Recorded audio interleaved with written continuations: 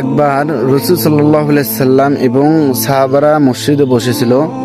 তো এমন অবস্থায় একটা শিশু এসে মসজিদে দৌড়াদৌড়ি করা শুরু করে দিল। তো এমন অবস্থায় সমস্ত সাহাবী বলল যে ওই শিশুটাকে বাধা দাও এবং থামিয়ে দাও। তো তখন রাসূল সাল্লাল্লাহু আলাইহি সাল্লাম বললেন, না, ওকে থামিয়ে দিও না, বরং ওর মতো ওকে খেলতে দাও। তো এই হাদিস থেকে আমরা বুঝতে পারি যে মসজিদে শিশু গেলেও কোনো অসুবিধে নেই।